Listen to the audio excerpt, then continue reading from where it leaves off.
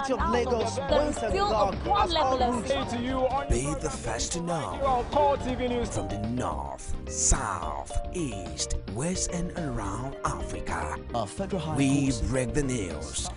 One Nigeria. Now you can catch all the actions live as the news breaks. We are Core TV News. Welcome to Core A TV. 24-hour news station. Good morning and welcome to Core Digest. I am Sheyi Martins. Wednesday, Nigerians woke up to be told that we are no longer not only in the World Cup, but are suspended from the football organizer who organizes football matches all over the world. That is FIFA. FIFA has suspended Nigeria and banned us from participating in any football matter organized by them. Maybe continental, maybe intercontinental, even national football. Issues where Nigerians will be involved in any footballing activity anywhere else. The ban affects us. But how does this affect government issues and people who administer football in our nation? The ban had been long coming. Some people will say, and some did say, it is important for Nigeria to take a lesson, particularly from this one. There was a certain Romanus Victor Baribote, who was the chairman of the Nigerian Premier League Football Association.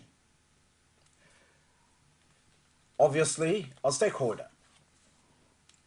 His wife, Mrs. Baribote, also a chairman and a stakeholder in the Nigerian Football League, went to court, got an injunction, and a court ruling was passed on the Football Federation of Nigeria. And the injunction suspends the activities of the NFF. Members of the NFF and those in the committee that organizes football in Nigeria quickly had to step down on the rule of law and procedures coming from the court. But the NFA procedure, which prohibits a third-party infusion into football matters, took this matter to head and suggested the federal government of Nigeria had interfered into football matters, which is tantamount to flouting their own regulation. The question now is, has the government actually interfered in football matters as the FIFA is interpreting the court order? Or is it that the Nigerian courts do not have the right to ask the question when a matter was brought before it, particularly when it concerns the public purse? In the program today, we have sports analysts and others who will be joining us, and there are issues that probably will be taking phone calls and, of course, your own input through. Ebon Lomo Adekunle is here with me, and our guest is a football analyst and a football coach himself, Shola Rogers. You're welcome to our studios. Thank you for having me. It's a pleasure being here. Shola, it's good to have you. First, let's start with the World Cup. We had to pull out when we had a fixture with France. How would you evaluate and analyze the performance of the Super Eagles at the World Cup? Well, from the standpoint of a fan, I would say they've done very well. And but from the standpoint of an analyst, I would say we could only do what we had. You know, you don't give what you don't have. We had an average team. We had a coach who had really put a lot of verve into this team. And getting to the second round for me was a bonus. I feel that we punched way above our weight and we did very well. You know, because if you want to go and do a player-by-player analysis of our team, our highest placed players like Mikel Obi, Victor Moses, were bench warmers throughout the season in their team. We had players like Michael Babatunde that we had never heard of. Well, the general populace had not heard of anyway. And so people were wondering, are these guys to take on Messi and the rest of, and Edin Dzeko, you know? But we did well. We did well if we look at it based on the eventual result. With the benefit of hindsight, average score. Well, for me, I would actually score the team about 60. Oh, yeah. Over 100. You know, you described our team as an average team. And some have complained over the inconsistency we've had over the years, not being able to keep a set of people and coaches over the years. Now, after we were off the World Cup, our coach, Keshi, resigned. What do you think what impact would that be on the Super Eagles and football in Nigeria? Well, let me take it from Keshi's angle. He said he didn't resign. He just did not get a renewal of contract. Now, we know how this business works. When someone has, say, for instance, a 4-year contract, 2 years into that contract, you're talking about a renewal or not. By the end of the 3rd year, if he doesn't get a sign that you're about to sign him on, he knows that he's leaving. And his contract was based on how far they will go at the World Cup. So the last match at the World Cup shows that Keshi was no longer our coach. That's a fact. But because he had told the guys in the dressing room that this might just be my last time with you, a couple of media guys in there quickly tweeted and said that, sent out the message, and the whole world took it and said, yes, Keshi had resigned. Keshi didn't tender a resignation letter. There was no need.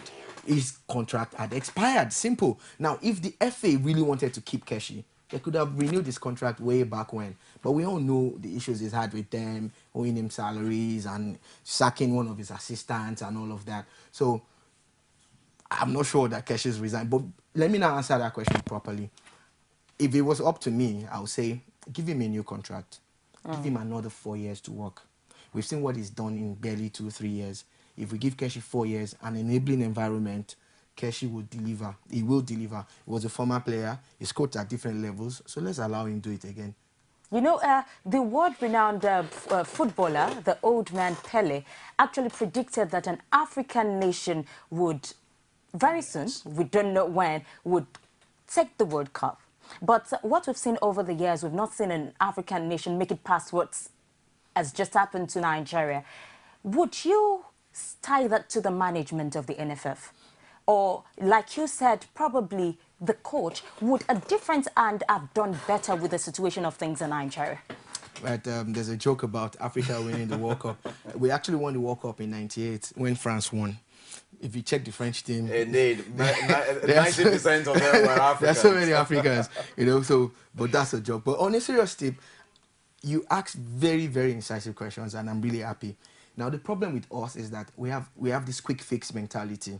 We want to get it done now. We want to win the World Cup. Now, let me tell you, last year, the Australian Sports Council started campaign for the Olympics, which comes up in Rio in 2016. Last year, officially camp opened. Now, we're going to the Commonwealth Games that starts in Scotland in a few weeks' time. And camp just opened, say... 2 days ago. Your words. You know, so it shows you our mentality. We must plan long term. You know, so that's why I'm advocating that, look, if you really want to achieve at the world stage, why don't you give Keshi a 4-year program? Sorry, a 4-year contract. Then he comes up with a 4-year program. And the main problem that we have is that we do have talent in this country, but we do not know how to harness our talent. And the conveyor belt is not being powered well. What is our conveyor belt? The league. The league should be producing stars for us. The grassroots footballers, they don't get a headway. Go around you, under the bridge, everywhere. You see them playing football at the Superstars. These guys can play ball, but what happens? There's no proper system in place to harness and harvest this and take it to the next level. So if you do not have that, how do you get the world-class players that you want to get? Lionel Messi joined Barcelona when he was barely 9 years old. Do you know what that means? Now he's playing in the moon. He's based in Argentina. How did he join a Spanish team? He must have been that good. Are you saying that we don't have a Messi in Nigeria? I don't think so. They're out there. You know, so we need to stop playing lip service to development. All we want is competition football. Nigeria wants to host this World Cup or that tournament. Why? Why? Let us go back and develop. Let's go and harness. Let's go and pick talents off the street. And let's build long-term planning. The United States don't really play football. In America, football, what they call soccer, is not even in the top 4 sports in America. But look at the interest that it started generating, because why? In the last 15 years. It's been amazing, because they started the MLS. They started a new league. And they started rebuilding. What do? We're playing with our league. Can you believe that the World Cup was on? Every other country had completed their league season except Nigeria. And the World Cup was on for a month, or is still on for a month, and we suspended our league? Can somebody please tell me that I'm dreaming? What kind of country is this? You suspend your league when you are trying to play catch up with the rest of the world. It doesn't make any sense. That's the problem that we have. So with this kind of people still running your sports, how are you going to achieve? So I just pity the guy on the street that leaves his wares to go and watch the game. People sacrifice a lot to go and watch Nigerians play, from the rich to the middle class to the not so rich. People giving a lot to support Nigeria. What do they get in return? Heartbreak. Indeed. Shola, that brings us to the issue we're discussing this morning, which is the FIFA ban. And you said, look at these people. See our own league. And these are the people who are in charge of our football.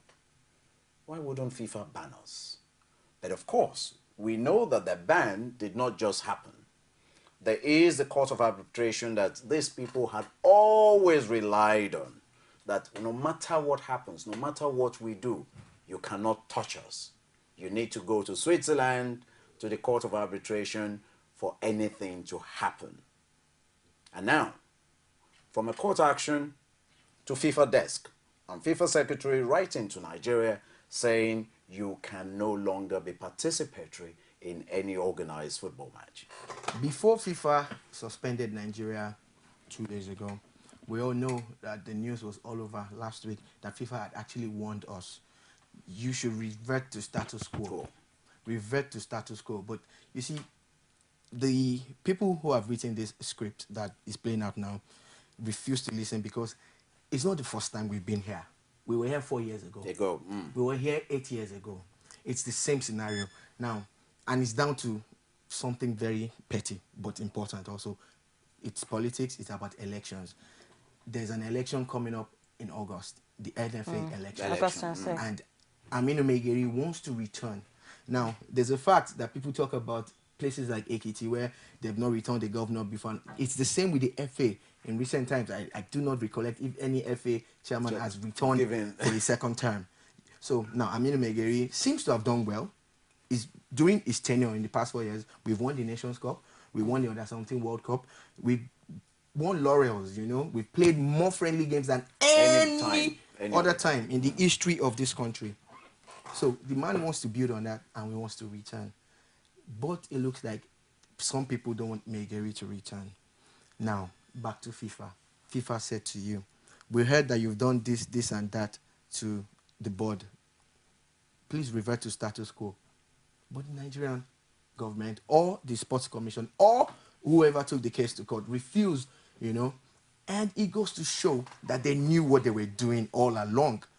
My own is, if it was not premeditated, what was the timing after we came back from the World Cup? This person that is aggrieved, this person whose wife went to court. Why didn't she go to court before the World Cup? Why did she go to court immediately after her husband was suspended from footballing matters? Why? Why now? Why this week? Why this period? Everything has been orchestrated to get Megeri out. Now, there are several ways to get Megeri out. I don't think this is the best way. I don't think we've gone about it the right way. So FIFA are telling us to revert to status quo. We didn't take them serious. Even the media officer of the FA or the spokesperson were sending out press releases telling us to disregard this and disregard that. That is just people who have been paid to, speak for the other parties and all of that. Shola, the issue borders on misappropriation of funds. Fine. And here is a nation that supports its football from public purse. Shay, can I respond to you? Quickly. Now, that court ruling that we're talking about did not mention anything about With respect to misappropriation. I don't. Indeed not. But Indeed not. the Minister of Sports actually asked, yes? If you're going to talk about misappropriation of funds, why don't you go about it that way? Why don't you invite the EFCC or whatever and have them, but that is also included. That's what I'm saying. No, but what I'm saying is this court case now is about was filed by Mrs. Romson Barry Bote in Jos, asking for an injunction that prevents Megeri and his entire board from footballing matters in Nigeria. Fantastic. Let's take it like that. Let's even assume that is about misappropriation of funds. Let's take all of that. The court ruling now went further to say that the NSC, who were joint defendants in that case, that matter, should appoint a high-ranking civil servant to deputize. Fantastic. So they came up with Lawrence Katken. Congratulations. Now, in that same ruling, today, the 11th of July, was supposed to be the day that this extraordinary meeting will be heard in court. So now, within the space of 8-10 days, you have appointed a Lawrence Katken to deputize or act as acting Secretary General of the FA. He has gone ahead to set up new committees. He has gone ahead to appoint new heads of departments for all the departments in the FA. And you tell me that it was about misappropriation of funds or whatever. No, please. It's simple. The first thing they did was to say, why did Megeri change the electoral committee at the Congress in Warri? Now the Congress is empowered to take those things. The Congress did it last year. You guys didn't say anything wrong. So after a court ruling comes, 24 hours after a court ruling comes, someone comes out to say that the electoral committee and the appeals committee that was restructured a few months ago is illegal and is wrong, and it was because he was trying to perpetuate himself in power. I say, congratulations, you have done the same thing. You have now done the same thing that the court asked you not to do. That is what you have done. Then again, you have a chairman of chairmen who is supposed to be a part of the board. Convening a so-called Congress, and you claim that you had 33 FA chairmen there, and we know from our colleagues who were on ground that you didn't even have up to 15 chairmen. And that's the Congress that you are basing on to confirm to FIFA that you have kicked Megeri out. One illegality after another, and we want our football to move forward. We want to win World Cup.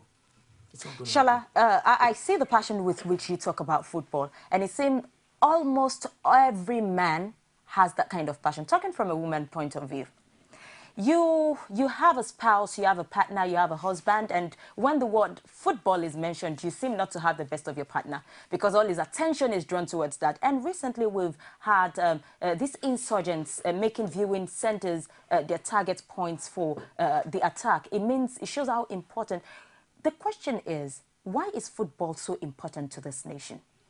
Well, to the average Nigerian? I always like to take everything in detail. I'm one of the lucky few that gets to watch football with his wife 24/7. My wife is also in this business, so she also watches the game with me. We watch like that. She's probably more passionate than I am. And talking about insecurity and the allure of football, it's because it's a game that is built around passion. Some clubs have been punished when they go wrong and they've been asked to play football behind closed doors. And I've witnessed at least one here in Nigeria, and I've spoken to a couple of players who have been involved, and they tell you it's not the same. It's not the same. It's not the same. You know, so it's about the people. It's about the hype around it, the crowd, the noise and everything. I'm involved with a team here in Lagos, Stationary Stores FC, and I know what we get when we get to the stadiums in Lagos or outside. So it's about that passion. Now, this is what we get. Football is also a game that has a zero-level entry point. Like, if you want to play golf now, you must be affluent to a certain level. You need to buy your clubs and be able to join this a big club or that club or whatever. And have a caddy. You know, tennis, you must go and buy a racket and look for a tennis court. But football, you can just look. Growing up, we would roll up papers and rub it with nylon and kick around. Entry level is zero. So that draws the crowd. It's easy for people to get into, and it's virtually our lifeblood when it comes to sports, you know. So for us, you tend to grow into it. I had a passionate father who liked football, supported the same stationary store. So it was easy for me. I lived in Surulere, close to the national stadium. You know, so all of these things bear on you. The pitches around you, Shita, Bankolemo, where we go to kick around and all of that, you know. So these things really bear on you. And virtually every guy around here has gone through that. Now, it doesn't even get easier now with the way the foreign clubs are packaged. So it's all up in your face. It's on your phone. It's on your TV. It's everywhere. So that's the passion that draws us to it. Now, the people who are now using this negatively would use anything to drive home their points. Anything to cause chaos, anything to make people feel uncomfortable, and that's what we're experiencing now. They didn't just hit viewing centers in Nigeria, they also hit viewing centers outside Nigeria. You know, so it shows you that it's the same thinking. They have a template that they're using, you know, and it's really very sad that when you use innocent people to drive home points that we don't even know is all about in the first place. So if football is that important and it's one of the things that bring Nigerians together as one, when you were talking about the issue of Megari and the court issue, you talked about lack of misappropriation of funds. That wasn't what the court stated. But at the same time, another statement came out from the Minister of Sports, that's Tamuna, who was saying that the grassroots doesn't benefit from the donor funds. And that has to do with the leadership of the NFF. You seem to pitch your tent with Megari because you feel he has done well. No. You see, this is the beauty of it. Okay. I'm happy. I'm sorry that I had to come in there, but I just need to put it out there first. Things first. I am on the side of truth. If Megari has done wrong, let us deal with Megari. What does the law say about dealing with Megari? What are the laid down statutes about dealing with Megari and his board? If Megari has done wrong, I'm saying if you want to get Megari out, this is not how to go about it. Okay. Because you know that FIFA had said, look, FIFA is a voluntary organization. Growing up, people joined the Boy Scout girls. It's voluntary. And if you were going to camp one day and the Scoutmaster was doing something that you didn't like, you just tell your folks, I don't want to be a part of this anymore. It's voluntary. Now, if we do not like what FIFA is saying, pull out. It's simple. But FIFA has always maintained that they, and it's not the first time. Go and check. It's happened in 3 times. Other countries too. So it's not just us. So what they're saying is, if you want to be a part of FIFA, these are the laid down rules and regulations. Now, I feel that before they came up with this system, what they should have done was to have sought an audience. Look, someone with the minister's clout and this high-powered delegation that went to Brazil yesterday should have sought a meeting with FIFA first to intimate them that, look, your guys in Nigeria are not doing well. Look at what we found out. They've misappropriated funds. They have not allowed grassroots football to grow. And I have a point on that, though. We're going to have to talk about that, too. Talking about, or should you just go into it, talking grassroots development, are you saying that it's only the FA that should, and what about the state FAs? What's their job? What are they supposed to be doing? In fact, we're going a little too far and deeper into all the issues, particularly going statewide. What is important here? It is open to all Nigerians why the boys in Brazil refused to play before France. And FIFA was could not say they were unaware of this because they were aware of what happened with Cameroon And Ghana. with Ghana. And they made comments with respect to, oh, don't mind, this is what happens with Africa, because they know. It happened with France in 2010. They shouldn't start saying this. No, they actually said with Africa. And this thing went on, it went further to suggest that, do you know, some of these players and even the coaches have not been paid, which they had to summon and query the Nigerian FA at a time with respect to Keshi's 8 months salary, awaiting salary. That's from BBC. And these things have been going on. The level of cash not being delivered, even FIFA's own inputs not being delivered. Why would you think a government should sit back, a government that supports, and say, okay, we will let it go. We will just let everything, That's not what let I'm the saying. commission. Because you're That's suggesting. that's not what I'm saying. You see, let's put the facts on the table. The fact is, you're alleging that Megeri has misappropriated funds. He went with money to Brazil. I'm coming. You're alleging that Megeri has misappropriated funds. It's still an allegation until it's proven beyond reasonable doubt that Megeri has appropriated funds. Because we need to be careful what we say. Indeed. Now, I'm saying that if Megeri has appropriated funds, there are ways to deal with it. Not by linking it to a court ruling or injunction that a disgruntled person has gone to get. That matter had been subsisting. Now, you're saying it was subsisting, but I'm saying that what about the timing? Why didn't they go to court before we went to the World Cup if there were no ulterior motives? I've never met Aminu Megeri before in my entire life. But I want to go with facts and figures. Let us only speak the truth. The truth of the matter is that Nigerian football is suffering and it's being stifled by most of these people that we call administrators. The truth of the matter is that if we continue to allow all of this hocus pocus to go on, it's going to happen again in 4 years' time. It's been happening every 4 years. What I'm saying now is that let us put an end to this thing, all these evil machinations and everything. Put it down on the table.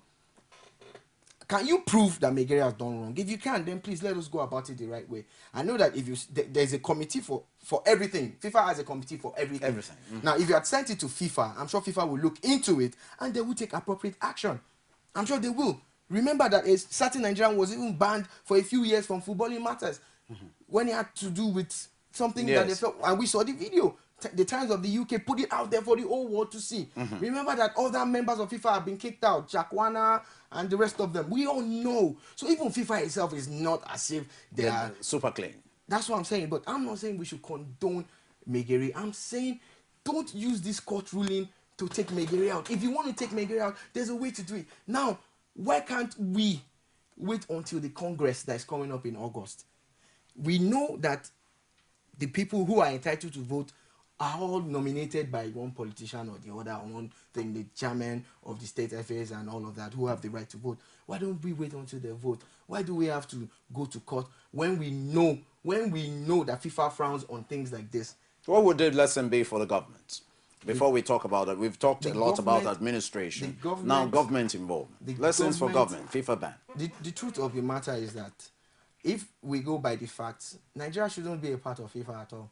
Because if they're saying they don't want third-party involvement via issues like this from the government, then we don't even qualify to be there. The truth is that we all know that there's hardly anybody that gets to that exalted position without some form of government backing or the other. We all know that the government gives out funds to execute tournaments and competitions and everything. We all know all these things, you know. So it's really very sad if we try to hide our heads under the sand and pretend that we don't know what's going on here. What we need to do is to see how we can restructure the FA in a way where people who have the interest of developing football at heart should be a part of it, who would be able to bring corporate sponsorship. And because most of the corporate bodies were very wary of giving their monies to previous boards when they didn't know what they're doing with it. But now that there's maximum exposure on the Eagles and the other teams, can we leverage on that and bring in more corporate bodies and bring in people from the corporate world? That's how it's been done in other parts of the world. Can we just copy that and leave all this bickering and all this dirty politicking aside? But Shola, you know, we're already part of FIFA. And if there is anything we want the ban lifted so that we can continue with our tournament, especially with the female, the Falconets, of course, the under-20 World Cup. Should have been in Ghana by now. Canada by now. Now the question is, if FIFA has banned Nigeria because of the interference of government, is it feasible for NFF not to be interrupted or interfered with by the government, considering where the funding, majority of the, most of the funding comes from? To be honest with you, no. Insane. No. That's the truth. It is not possible. But what we're talking about is the level What I am talking about is the level of involvement of government. You appoint people or you support people to get into positions, but you can now not stand over their necks every day to see what they're doing from day to day. So that's why you must be careful the kind of people you put in positions.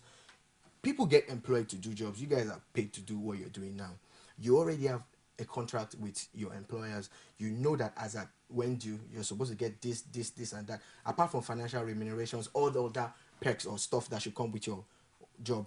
And these are the things that we should lay down and be professional in everything we do, even with the federations, you know. So if we had gone about it the right way, the player unrest wouldn't have happened. Players would have known. Because we were told last year that they had all agreed on yes, X amount to get 5,000 for draws, 10,000 for wins, and this and that. I'm talking dollars anyway.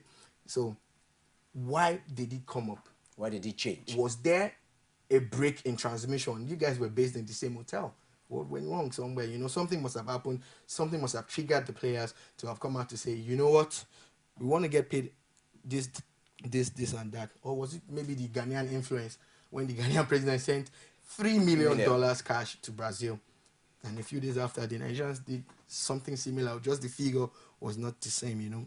We need to stop doing things like this. But should government close its eyes? Should government close its eyes, irrespective of who is there, to issues like this, particularly monetary issues coming up over and over again?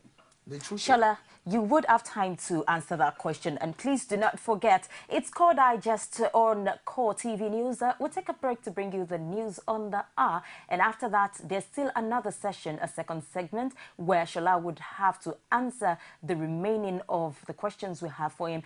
And of course, you have the opportunity to leave your comments on Facebook, facebook.com/Core TV News. And you can put your call through.